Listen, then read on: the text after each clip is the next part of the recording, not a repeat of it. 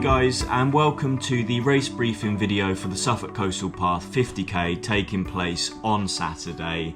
My name is Chris. You join me here Monday morning in the office, getting all the boxes packed and ready to be transported over to Lowestoft for the start on Saturday morning. Now, I always do one of these videos. Everything that I'm talking about in this video is already uploaded to the website. You can check out the Runner's Guide PDF. You'll find links to all of the route files and resources and things like that on our website, but always think it's good just to go over everything, take a bit more time, and allow you to digest everything before you get down there on Saturday. So let's just go through the basic timings and things like that.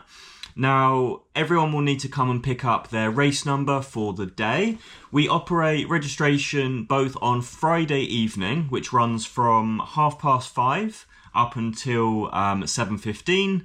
That is going to be where the start is, which is in Kensington Gardens in Lowestoft.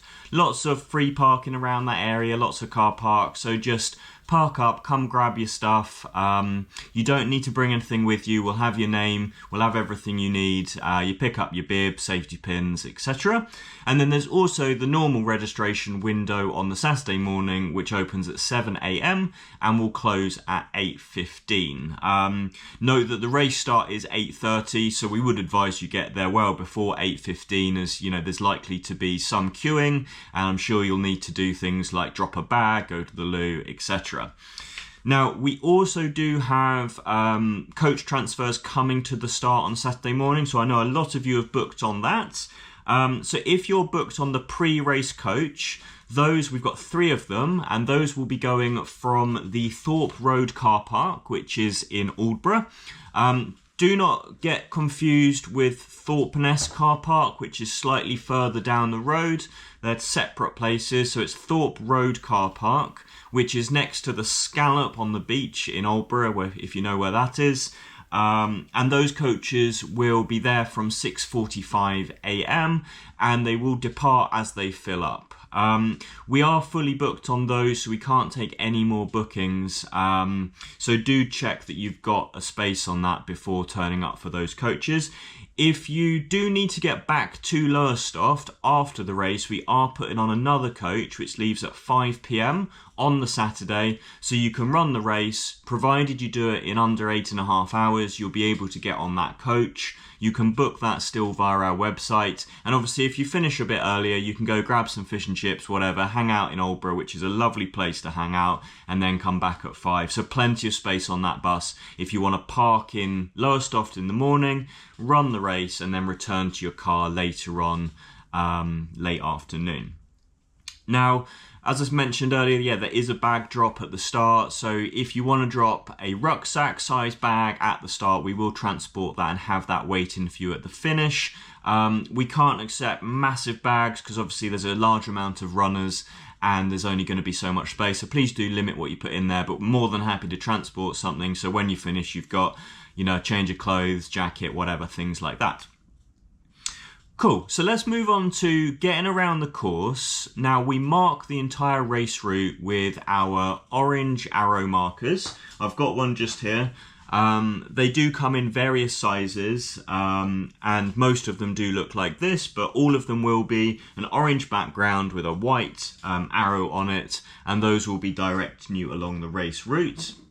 We do additionally have lots of these orange ribbons as well that join up with the signage. So you might find, for example, on a turning, you'll see a left or a right hand arrow, and then very close after that turning, there'll be a ribbon to kind of ensure that that is the correct way that you need to be going.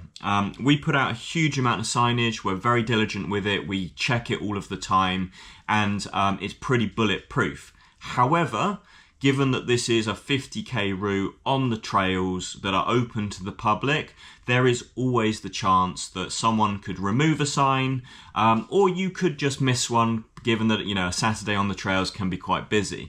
So we do mandate, just for your own safety, that you must have access to the race routes, either on your running watch, so you can upload the GPX file onto your watch, or just have access to it on your phone. And we already have uploaded the route to many different platforms. So we've got it on OS Maps, Garmin. There's even a link to it on Google Maps that you can view on your phone. And of course, there's just the raw GPX file available on the website.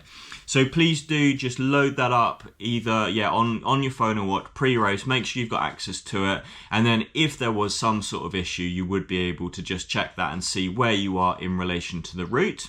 The good news is it's very unlikely that you'll need to use that. One, because of the signage, but two, we've got loads of marshals out on the course as well. We're really fortunate to be supported by the Suffolk Lowland Search and Rescue team, and they not only look after you with first aid and response, but they also have a huge amount of marshalling out on the route.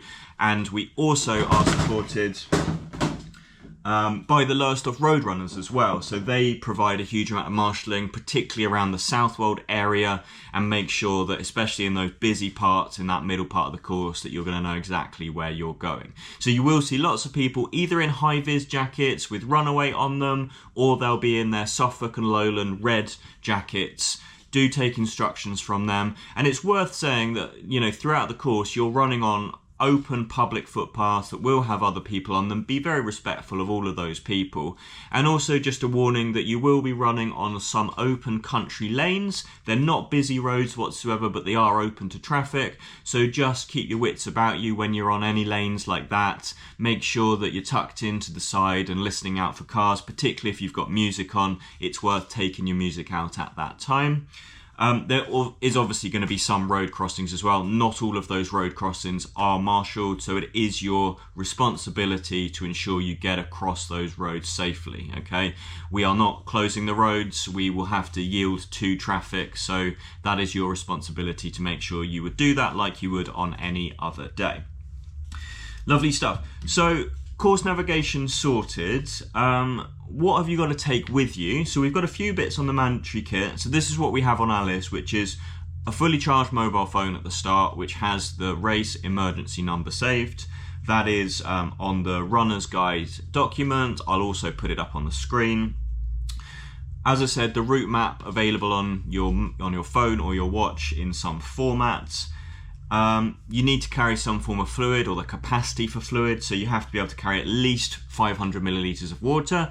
These of course can be topped up at the checkpoints along the way, but you do need to have some sort of flask to be able to carry at least 500 mils. We would recommend a litre. There are significant gaps between the checkpoints and you'll need fluids between them. We say a soft collapsible cup. That is technically a recommendation rather than a mandate, but there will be lots of drinks at the checkpoint. So there's Coke, electrolyte mix, orange juice, and those things, most people don't want to put in their flasks, so you will need a cup for those, and we don't provide paper cups to everyone. Otherwise we get through thousands per event. So do bring a cup if you want to have access to water outside of, or fluids outside of the stuff you would put in your normal flasks. A light jacket or an emergency foil blanket. Now, I know a lot of you won't want to carry this, but please do for your safety. The long range weather forecast is showing there are going to be spots of rain during the day. And of course, if you end up not finishing the race and you're in the middle of nowhere waiting for a pickup or waiting for some transport somewhere, you're going to get cold quickly and you'll need that additional layer. So plan for the worst and hope for the best. Please do pack a light jacket or a foil blanket. You will need some form of payment. Most of you obviously will be able to pay with Apple Pay or Google Pay on your phone, but have a bank card with you or some cash as well as a backup just in case. And we've put two recommendations, which is if it's cold, hat and gloves; if it's warm, a sun hat. Those are both just recommendations for this year. Have a look at the forecast, decide what's going to be best for you. It's really too early to say what the exact weather's going to be, but I personally would say a sun hat might be worthwhile, given that, in September the sun on your head is still hot, even at this time. And if you fancy a hat for the rain, then that's also a good shout, but it's certainly not mandated. Trail running shoes, we recommend. Those aren't mandated. We have seen lots of runners do this race in road shoes over the years. I would not recommend something with a really high stack height, because the ground, although is not too technical, is uneven. and you don't want to be rolling an ankle. So something sensible, a light trail shoe would be perfect in my opinion. You don't need any really gnarly lugs, but you do need that stability and grip in some places. Cool, on to checkpoints. So we've got 4 checkpoints on the route. Those are, let's get them up. So the first one is Kesseln, Benneker, that sort of area. It's in a very random location, just actually on the side of a road. We don't permit crew to this location, by the way, but you will find about 13 kilometers into the race, you'll hit your first checkpoint, side of the road, before you hit back a trail, and you can grab all the supplies you need. Then you've got a leg that goes to Raiden Village Hall, so your second pit stop is there at 23.3 kilometers. That is a full village hall, access to toilets and whatever you might need there. Worth saying, there's no toilets at checkpoint 1, but the beauty of being on a coastal path is that there are lots of public toilets on the route. So you will find when you go through Kesseln village before the checkpoint, there is some public toilets within Kesselland, and there's other public toilets on the route as well. You'll find the toilets at CP2, but then from CP2 to 3, there's some public toilets in Southwold as well. Our third checkpoint brings you to Dunwich, lovely little village. That's going to hit you at 35 kilometres. That's going to be in the car park of the church. Just say back on checkpoint 2, no crew allowed or no supporters allowed at checkpoint 2 because it's super busy already. But then as we get to checkpoint 3, Dunwich, you are allowed your supporters to turn up there and cheer you through that location. And then you move on to Sizewell, 44. Just over 44k, your last pit stop. There are toilets there, crew are welcome, supporters are welcome at Sizewell. It's actually a good location for a coffee if you're looking for one as well. And then you've got a 6k flat as a pancake section to get to the finish in Aldborough, which is at Moot Hall, right in the central location. Really, really cool place. Bring as many supporters as you want to the finish. Let's create a proper atmosphere on the seafront there. It's going to be awesome.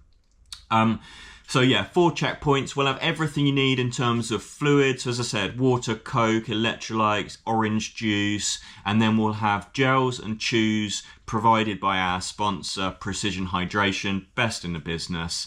Really, really good stuff. And then of course we'll have the more normal food, crisps, sweets, fresh fruit, flapjacks, a whole selection of different things that will keep you energized and keep you going to get you through the distance.